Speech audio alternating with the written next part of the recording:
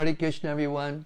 Welcome back to the daily readings of Srila Prabhupada's books, The Safe Zone. Yes, here you're safe no matter what's happening, no matter what country you're in, no matter what your situation, no matter what the virus is doing. You're here. We're hearing from Srila Prabhupada together. This is the purpose of life. It's the meaning of life. It's the process for attaining the goal of life. Sri Caitanya Mahaprabhu, Sri Caitanya-caritämrta, the favorite of Bhaktisiddhanta Saraswati Thakur, he offered us this wonderful glorification, poetic glorification of this most perfect Shastra.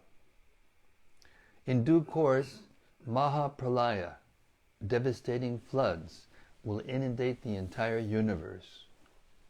If you attempt to survive by swimming in that deluge, then do not neglect to take hold of Bhagavad Gita, Srimad Bhagavatam, and Sri Caitanya-caritämrta.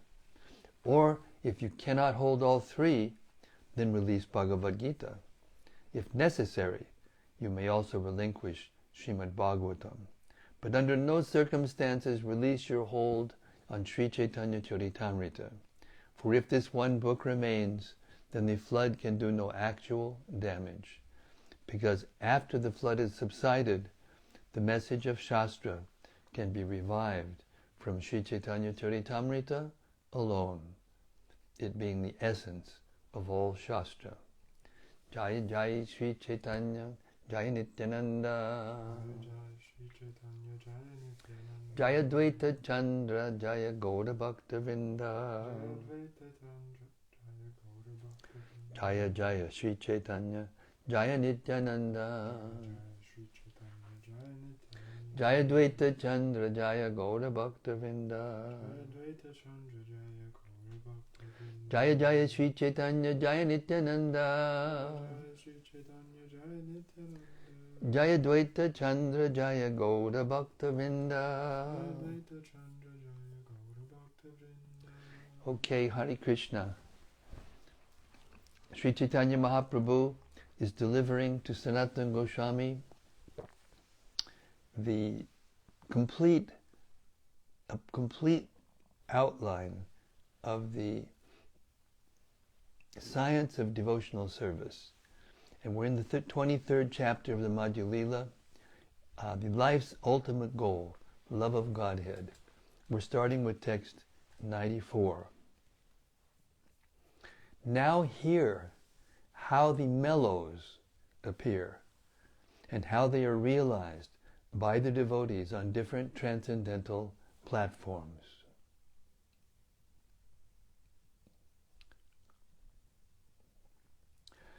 For those who are completely washed of all material contamination by pure devotional service, who are always satisfied and brightly enlightened in the heart, who are always attached to understanding the transcendental meaning of Srimad Bhagavatam, who are always eager to associate with advanced devotees, whose happiness is in the service of the lotus feet of Govinda, whose happiness in the service of the lotus feet of Govinda is their very life, who always discharge the confidential activities of love. For such advanced devotees, who are by nature situated in bliss, the seed of love, rati, is expanded in the heart by previous and current reformatory processes. Thus the mixture of ecstatic ingredients becomes tasty, and, being within the perception of the devotee, reaches the highest platform of wonder and deep bliss. What a translation. I'm going to read this again. This is such a nice translation. Text 95 to 98. For those who are completely washed of all material contamination by pure devotional service, who are always satisfied and brightly enlightened in the heart, who are always attached to understanding the transcendental meaning of Srimad Bhagavatam, who are always eager to associate with advanced devotees, whose happiness in the service of the lotus feet of Govinda is their life and soul, who always discharge the confidential activities of love. For such advanced devotees, who are by nature situated in bliss, the seed of love of Rati, the seed of love, Rati, is expanded in the heart by previous and current reformatory processes. Thus the mixture of ecstatic ingredients becomes tasty, and being within the perception of the devotee, reaches the highest platform of wonder and deep bliss. Purport. These verses are found in the Bhakti Rasamrita Sindhu 2.1, 7-10. Text 99. The exchange between Krishna and different devotees situated in different transcendental mellows is not to be experienced by non-devotees. Advanced devotees can understand and appreciate the different varieties of devotional service reciprocated with the Supreme Personality of Godhead. Text 100. Non-devotees cannot understand the exchange of transcendental mellows between the devotees and the Lord. In all respects, this is very difficult to understand, but one who has dedicated everything to the lotus feet of Krishna can taste the transcendental mellows. Purport. This verse is found in the Bhakti Rasamrita Sindhu 2.5, 131, text 101.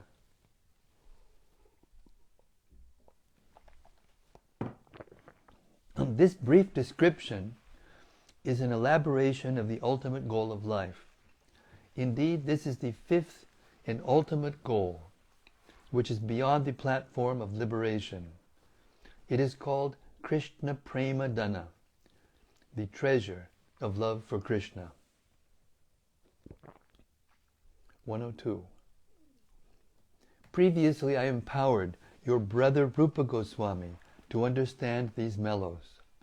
I did this while instructing him in the Dashashwamedha Ghat at Prayag. 103. O Sanatan, you should broadcast the revealed scriptures on devotional service and excavate the lost places of pilgrimage in the district of Mathura.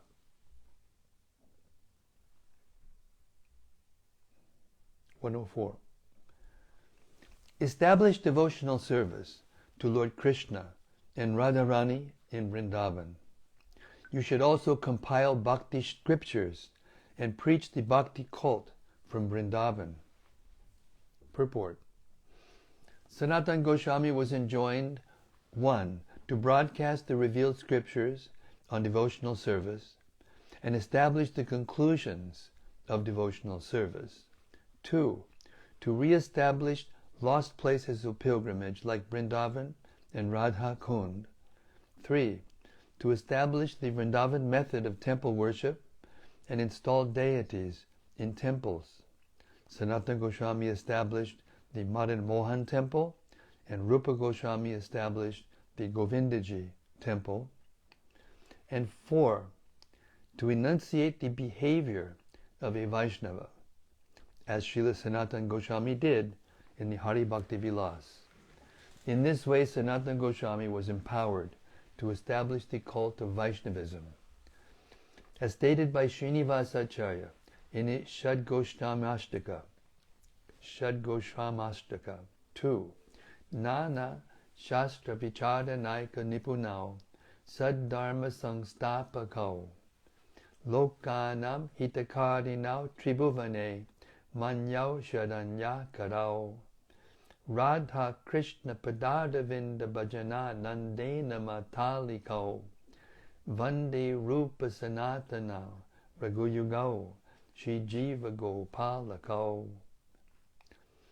I offer my respectful obeisances under the 6 Goswamis, namely Sri Sanatana Goswami, Sri Rupa Goswami, Sri Raghunath Bhatta Goswami, Sri Raghunath Das Goswami, Sri Jiva Goswami, and Sri Gopala Bhatta Goswami, who were very expert in scrutinizingly studying all the revealed scriptures with the aim of establishing eternal religious principles for the benefit of all human beings.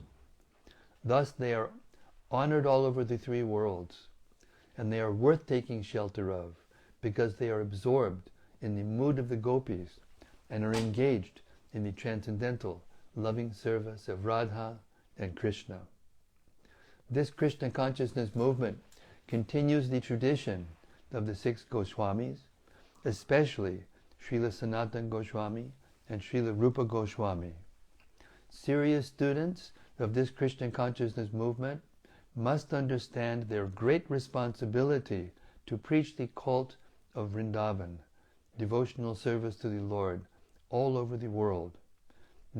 We now have a nice temple in Vrindavan, and serious students should take advantage of it. I am very hopeful that some of our students can take up this responsibility and render the best service to humanity by educating people in Krishna consciousness. Text 105. Sri Chaitanya Mahaprabhu then told Sanatana Goswami about proper renunciation according to a particular situation, and the Lord forbade dry renunciation and speculative knowledge in all respects. Purport. This is the technique for understanding Shushka Vairagya and Yukta Vairagya. In the Bhagavad Gita 6.17 it is said, Yukta hara viharasya yukta chetasya karmasu yukta swapna bhavodas yo yogo bhavati dukkha yukta swapna bhavodasya yogo bhavati dukkha. He who is temperate in his habits of eating, sleeping, recreation, and work can mitigate all material pains by practicing the yoga system. To broadcast the cult of Krishna consciousness, one has to learn the possibility. To broadcast the cult of Krishna consciousness, one has to learn the possibility of renunciation in terms of country, time, and candidate. A candidate for Krishna consciousness in the Western countries should be taught about renunciation of material existence, but one would teach candidates from a country like India in a different way. The teacher, Acharya, has to consider time, candidate, and country. He must avoid the principle of niyamagraha. That is, he should not try to perform the impossible. What is possible in one country may not be possible in another. The Acharya's duty is to accept the essence of devotional service. There may be a little change here and there as far as Yukta Vairagya, proper renunciation, is concerned. Dry renunciation is forbidden by Sri Chaitanya Mahaprabhu, and we have also learned from our spiritual master, His Divine Grace, Bhaktisiddhanta Saraswati Thakur Goswami Maharaj. The essence of devotional service must be taken into consideration, and not the outward paraphernalia. Sanatana Goswami wrote his Vaishnava Smriti, Hari Bhakti Vilas, which was specifically meant for India. In those days, India was more or less following the principles of Smarta Vidhi. Srila Sanatana Goswami had to keep pace with this, and his Hari Bhakti Vilas was compiled with this in mind. According to Smarta Brahmanas, a person not born in a Brahmana family could not be elevated to the position of a Brahmana. Sanatana Goswami, however, says in the Hari Bhakti Vilas 2.12 that anyone can be elevated to the position of a Brahmana by the process of initiation. Yata kanchanatam yati kangsyam rasa vidanataha tata diksha vidanena dvijatvam jayate nrinam. As bell metal is turned to gold when mixed with mercury in an alchemical process, so one who is properly trained and initiated by a bona fide spiritual master immediately becomes a Brahmana. There is a difference between the Smarta process and the Goswami process.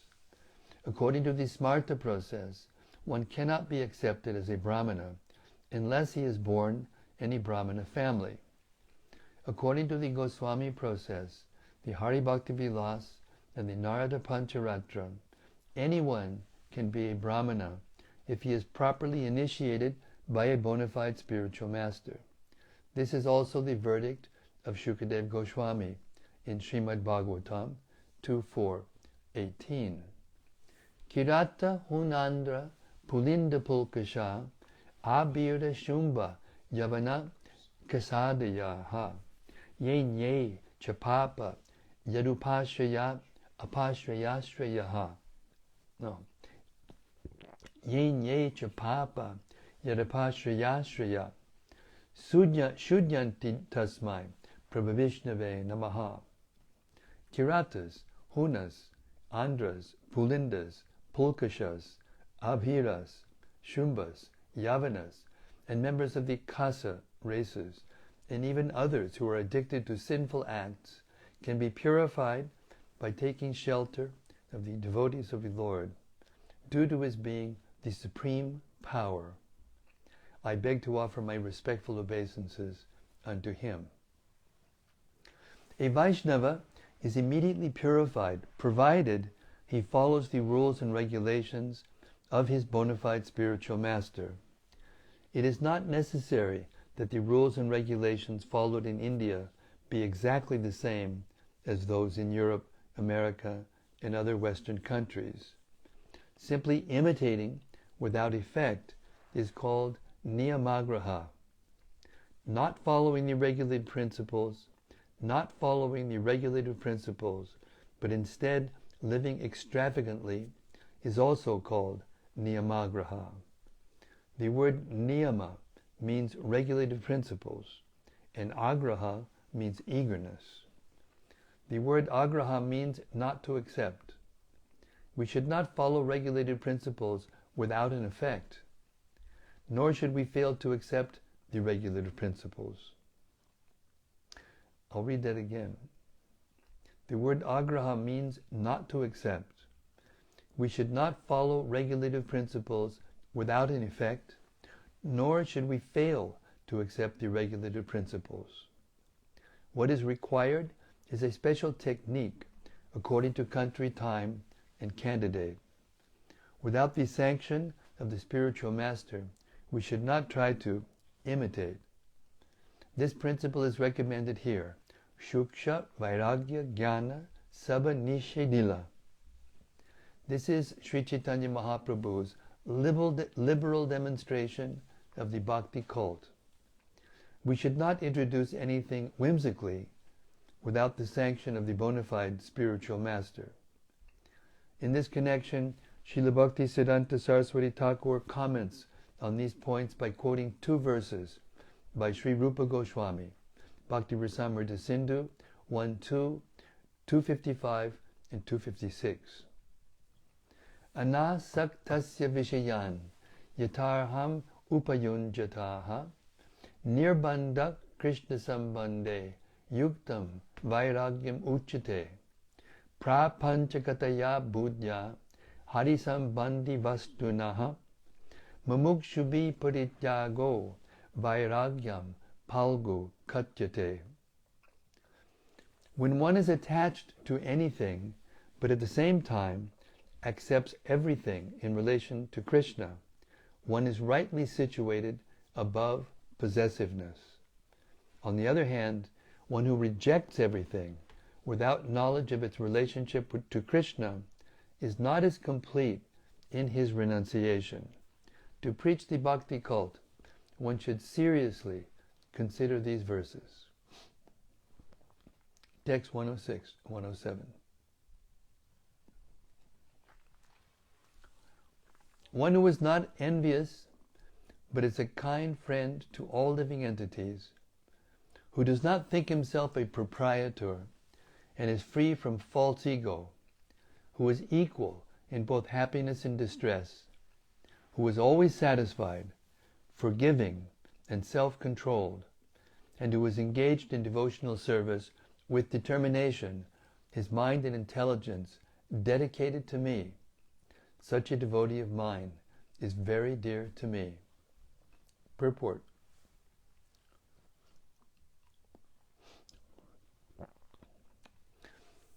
One should not be jealous of members of other castes or nations. It is not that only Indians or Brahmanas can become Vaishnavas. Anyone can become a Vaishnava. Therefore, one should recognize that the bhakti cult must be spread all over the world. That is real advaita. Moreover, the word maitra, friendly, indicates that one who is able to preach the bhakti cult all over the world should be equally friendly to everyone. These two and the following 6 verses were spoken by Krishna in the Bhagavad Gita, chapter 12, text 13 through 20. It's so nice how Krishnadas Kaviraj Goswami put all of these verses in there. Lord Chaitanya spoke them.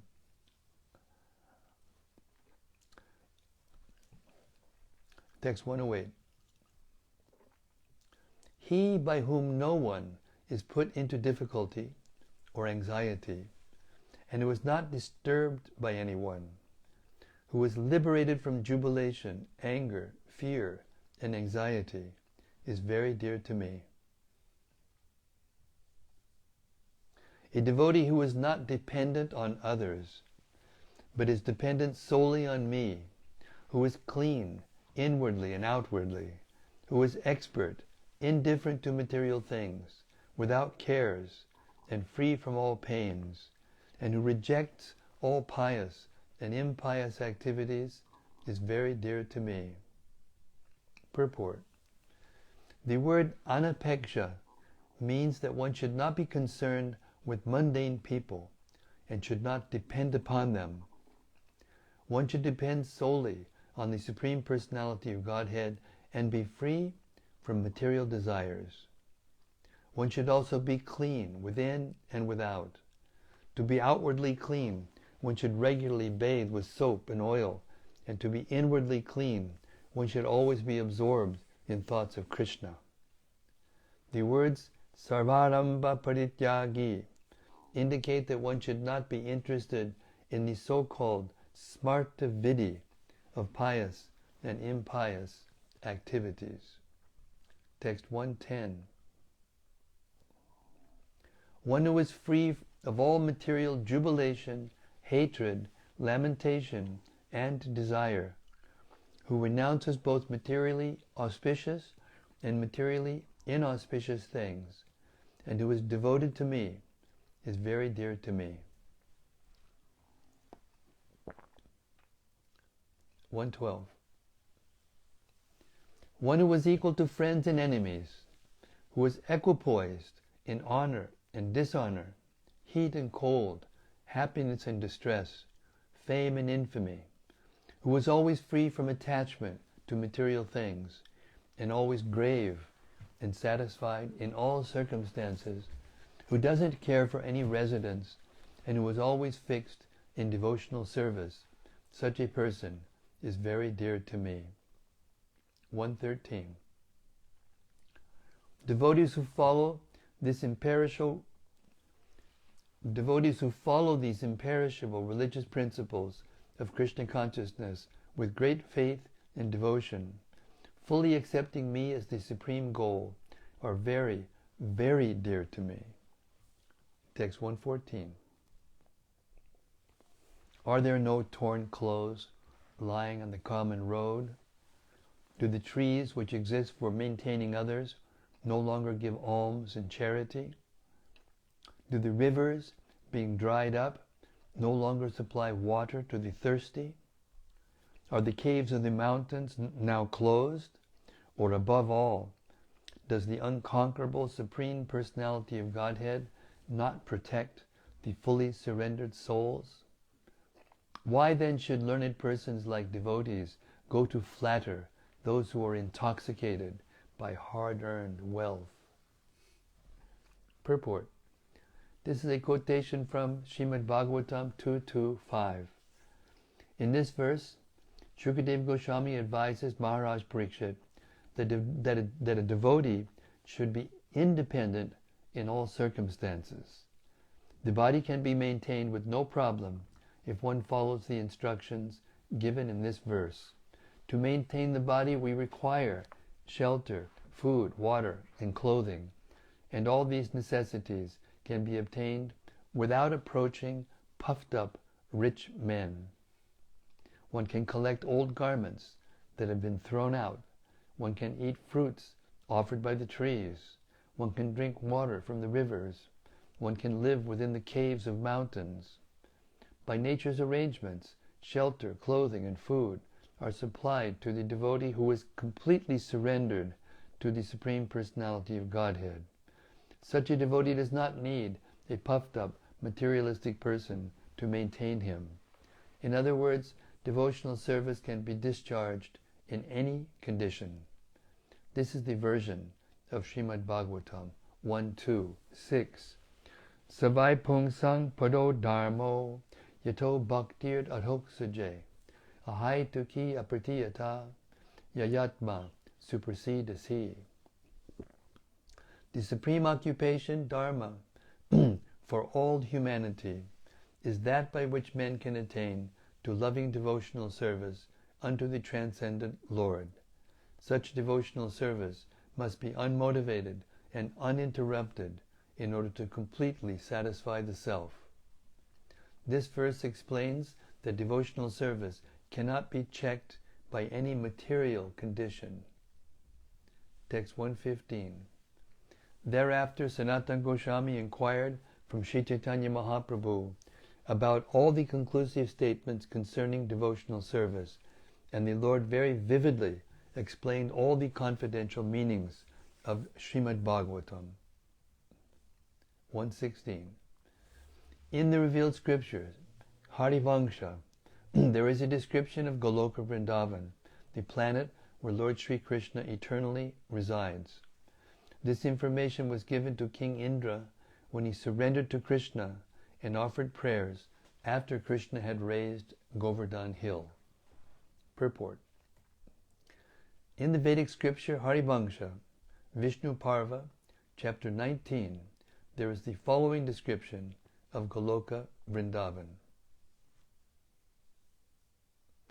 When the king of heaven Indra surrendered to Krishna after Krishna had raised Govardhan Hill, Lord Indra stated that above the planetary systems wherein human beings reside is the sky, where birds fly. Above the sky is the sun and its orbit. This is the entrance to the heavenly planets. Above the heavenly planets are other planets, up to Brahmaloka, where those advancing in spiritual knowledge reside. The planets up to Brahmaloka are part of the material world, Devidam. Because the material world is under the control of Devi, Durga, it is called Devidam. Above Devidam is a place where Lord Shiva and his wife Uma reside. Those brightened by spiritual knowledge and liberated from material contamination reside in that Shivaloka. Beyond that planetary system is the spiritual world, where there are planets called Vaikuntha Lokas. Goloka Vrindavan is situated above all the Vaikuntha Lokas. Goloka Vrindavan is the kingdom of Srimati Radharani and the parents of Krishna, Maharaj Nanda and Mother Yashoda. In this way there are various planetary systems, and they are all creations of the Supreme Lord. As stated in the Brahma Samhita 543, Goloka namni nijadamni tale chatasya Devi Mahesha Haridama Sute Shuteshu Te Te Prabhava Nichaya Vihitas Jayena Govindam Adipurusham Tamaham Bhajami. Below the planet named Goloka Vrindavan are the planets known as Devi Dham, Mahesh Dham, and Hari Dham. These are opulent in different ways. They are managed by the Supreme Personality of Godhead, Govinda, the original Lord. I offer my obeisances unto Him. Thus, Goloka Vrindavan Dham is situated above the Vaikuntha planets. The spiritual sky, containing all the Vaikuntha planets, is very small compared to Goloka Vrindavan Dham. The space occupied by Oh, my dear Giriraj Swami, I'm right in the middle of my daily readings, which will be finished in just 20 minutes. Call me when you're finished. Thank you very much. You're looking extraordinary today. Hare Krishna. Call you in 20 minutes. Haribol. That was my dear friend, one of my dearest friends, Giriraj Swami. How lucky is that?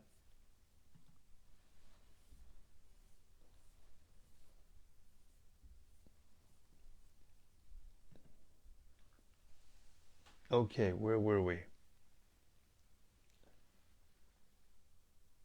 I'll start from the beginning of the paragraph.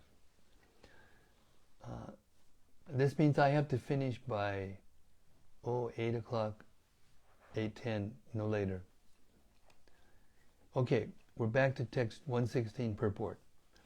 Thus, Goloka Vrindavan Dham is situated above the Vaikuntha planets. The spiritual sky, containing all the Vaikuntha planets, is very small compared to Goloka Vrindavan Dham. The space occupied by Goloka Vrindavan Dham is called Mahakash, or the greatest sky of all. Lord Indra said, We asked Lord Brahma about your eternal planet, but we could not understand it. Those fruitive actors who have controlled their senses and mind with pious activities can be elevated to the heavenly planets. Pure devotees who are always engaged in Lord Narayana's service are promoted to the Vaikuntha Lokas. However, my Lord Krishna, your Goloka Vrindavan Dham is very difficult to attain. Yet both you and that supreme planetary system have descended here upon this earth. Unfortunately, I have disturbed you by my misdeeds, and that was due to my foolishness. I am therefore trying to satisfy you by my prayers. Sri Nilakanta confirms the existence of Goloka Vrindavan Dham by quoting the Rig Samhita, Rig Veda 154, 6. Ta van vastun yushmasi gamayadya. No. Ta van vastuni ushamasi gamadyai. Yatra gavo buri shringa ayashaha. Atraha tad urugayasya Krishna.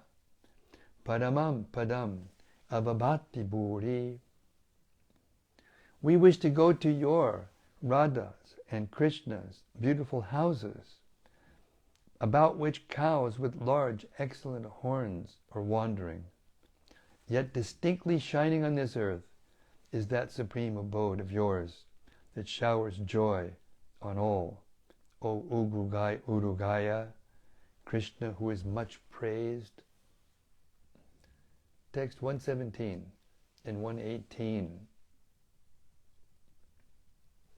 Illusory stories opposed to the conclusions of Krishna consciousness concern the destruction of the Yadu dynasty, Krishna's disappearance, the story that Krishna and Balaram arise from a black hair and a white hair of Kshirodakashayi Vishnu, and the story about the kidnapping of the queens.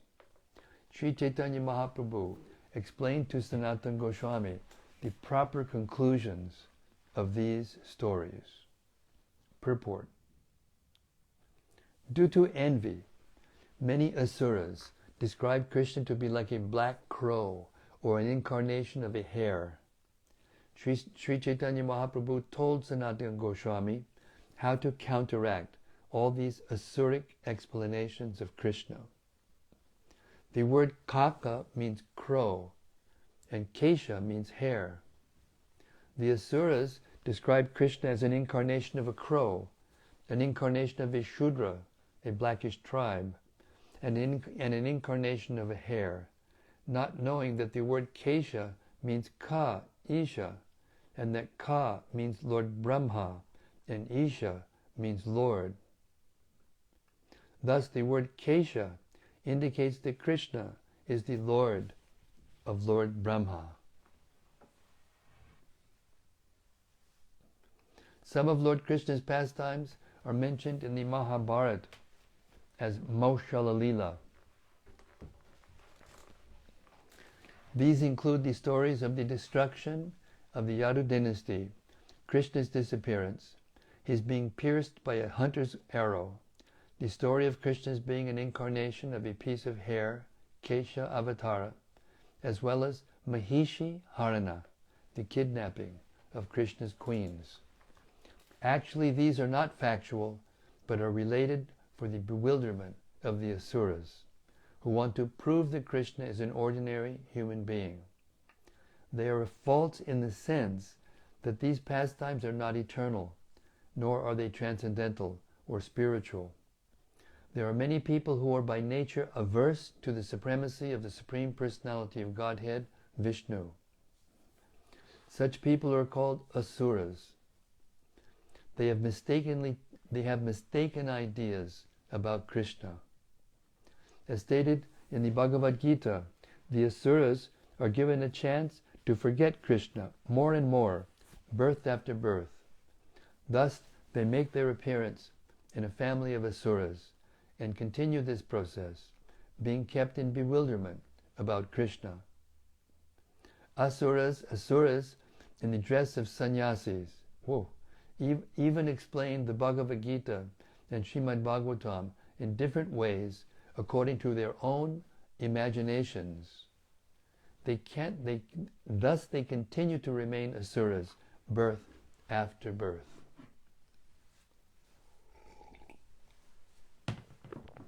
As far as the Kesha avatar, incarnation of a hare, is concerned, it is mentioned in Srimad Bhagavatam 2.7.26. The Vishnu Purana also states, Ujjaharatmana Keshau Sita Krishna Mahabala. Similarly, as it is stated in Mahabharata, Adi Parva 189, 31, and 32.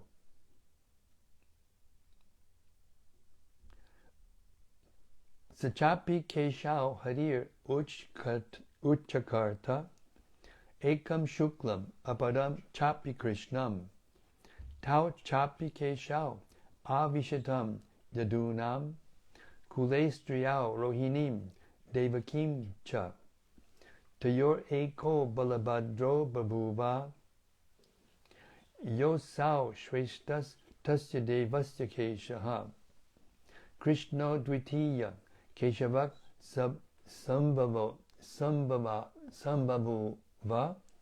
Keshak Yosau Varnatak Krishna Uktaha. Thus, in Srimad Bhagavatam, the Vishnu Purana, and the Mahabharata, there are different references to Krishna and Balaram being incarnations of a black hare and a white hare, respectively. It is stated that Lord Vishnu snatched two hairs, one white and one black, from his head. These two hairs entered the wombs of Rohini and Devaki, members of the Yadu dynasty. Balaram was born from Rohini, and Krishna was born of Devaki. Thus Balaram appeared from the first hair, and Krishna appeared from the second hair. It was also foretold that all the asuras, who were enemies of the demigods, would be cut down by Lord Vishnu by his white and black plenary expansions, and that the Supreme Personality of Godhead would appear and perform wonderful activities. In this connection, one should see the Laghu Bhagavatamrita, the chapter called Krishnamrita, verses 156 through 164. Srila Rupa Goswami has refuted this argument about the hare incarnation, and his refutation is supported by Sri Baladev Vidyabhushana's commentaries. This matter is further discussed in the Krishna Sandarbha 29 and in the commentary known as Sarva Samvadini by Srila Jiva Goswami. And I will stop here because I have a very important conversation that I have to have with Giriraj Swami, and he's very busy, and he just called me, and I told him I would call him in 15 or 20 minutes, 10 or 20 minutes. So I would like to stop the readings today and ask if there's any reflections or comments or discussions from the exalted saints who are out there in cyberspace listening. Hare Krishna.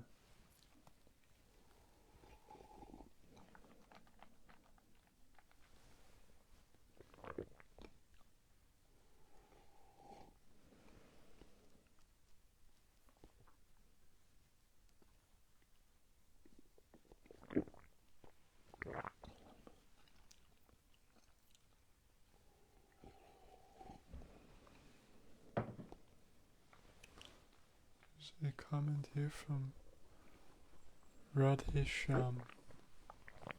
Hey Radhesham, Hare Krishna. He says, Dear Keshava Bharti Goswami Maharaj, please accept my humble obeisances. All glories to Srila Prabhupada. Thank you for your daily readings of Srila Prabhupada's books and explanations. You might recall that you kindly gave me second initiation in November 2005 on behalf of Hridayananda Goswami. At that time I was translating Srila Prabhupada's books into Kazakh in Sriman Gopi Pranadhana Prabhu's Govardhan school.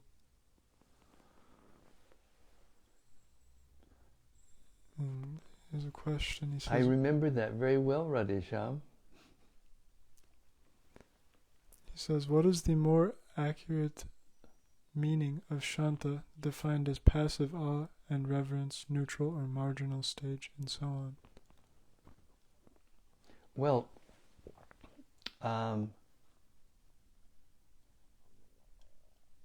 we heard about this a little bit in depth in previous verses over the last 2 or 3 days.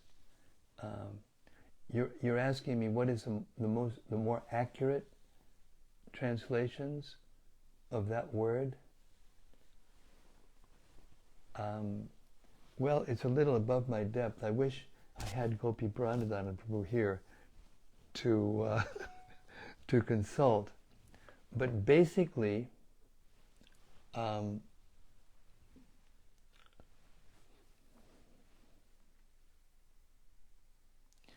Shanta means peaceful. Shanta and Shanti are related, and it means a state of equilibrium.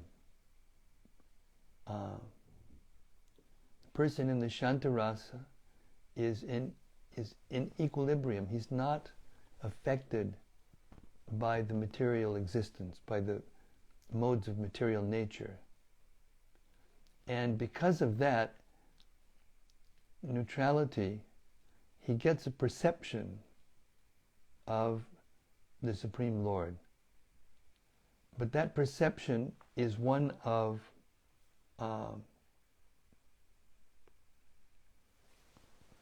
generally one of appreciation. And sometimes he may see the Supersoul in the heart and worship that form. Or sometimes in the spiritual world, the forms that are passive, but at the same time they serve, such as a seat that are sitting on, the grass, or some other living being that flowers, trees, bodies of water. Sometimes these are considered to be in the Shanta. Sometimes in Goloka Vrindavan it's a little different, because in Goloka Vrindavan, because of Radha and Krishna's presence, their combination causes such an ecstatic atmosphere that all the living beings, whatever rasa they're in, they taste that sweetness, and therefore some acharyas don't classify or consider that the Shanta rasa exists in Goloka Vrindavan. But there are others who have that opinion. So we shouldn't argue or try to pin down, the definitions of these terms in such a way that it will restrict the acharya's commentaries. Sometimes the commentaries don't exactly agree with one another. Sometimes it's because they have a little different relationship with Krishna. There's so many reasons. Anyway, that's about as far as I can take it at the moment, because I'm a little pressed for time, because I had to call Giriraj Swami, and also I would have to do some research. There was some more explanation for the Shantaras a few days ago. We read, I don't remember exactly what verses they were. I would have to look it up. Anyway, I know you, Radhisham, you're a scholar, so you can look it up and read those, and then if you still don't understand, get back to me. Hare Krishna.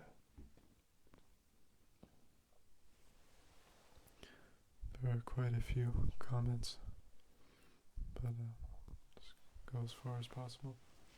Yeah, 5 minutes. Anybody that I don't get to today, please forgive me. This is from Braj Balaba. Hare Krishna, Braj. He says, in hearing these descriptions, I have to believe Prabhupada was experiencing many of these mellows. Has it been documented? No, he doesn't reveal those, and we should not speculate on them. He didn't reveal what his rasa was. Of course he was experiencing, transcendental emotions and such. But he taught us also not to try to imitate while we're in a material body, those kinds of symptoms. Although they are there, and sometimes Prabhupada did exhibit a little, sometimes he let something slip and he would become stunned, for example. A couple of times, I was there twice when that happened, one in Chicago and another in New York. When there was another time in Atlanta, Georgia, when he was glorifying Gaura-Nitai deities, how beautiful they were. Then he went into a kind of a state, and he was crying, and the atmosphere changed in the room, and everyone was like, it happened once in Mayapur also. So no, it's not documented. I mean, it's documented in the sense that there are devotees who are present and sometimes describe what they were feeling, while Prabhupada was in that state. I think all of us who saw Prabhupada, were transported to a different realm. And sometimes people who are brand new to our movement now, when they come in contact with some of the more advanced devotees of our movement, they also feel, a change. They feel a different atmosphere, and they feel, what's the word? It's called shadow attachment. They feel a kind of attachment for Krishna that doesn't come from them, but actually comes from the heart of the devotee that they're, have just come into contact with. So, yeah, there's a big topic, but we'll have to go into it later. I don't have time now. Hare Krishna. Krishna Premavati Devi Dasi just quoted this. It says, educating people in Krishna consciousness is the best service to humanity. Yes. And this marathon exemplifies that. We should all try our best to distribute Prabhupada's books from wherever we are. It's difficult now with the pandemic, but devotees are very resourceful, and Krishna is empowering them.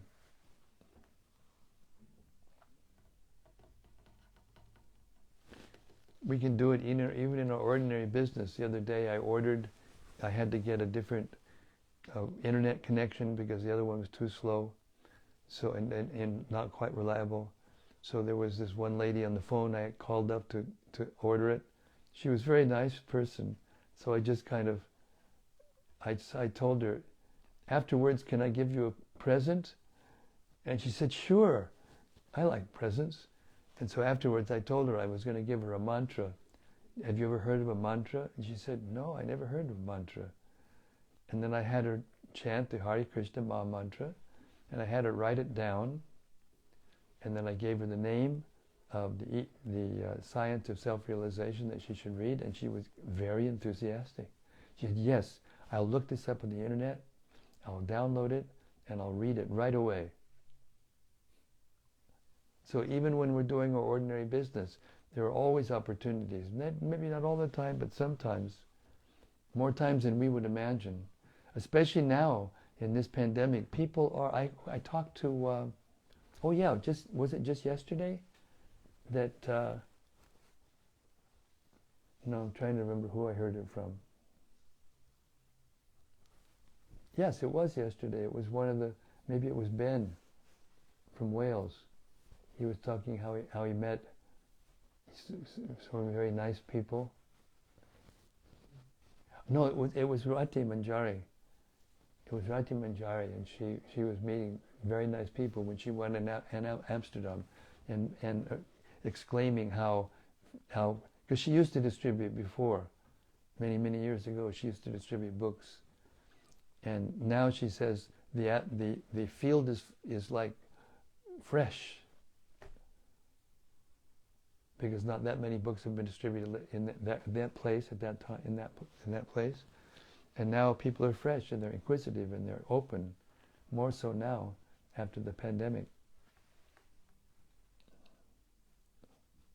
So yes, education is the best service. Spiritual education is the best service because everyone is clueless about anything spiritual.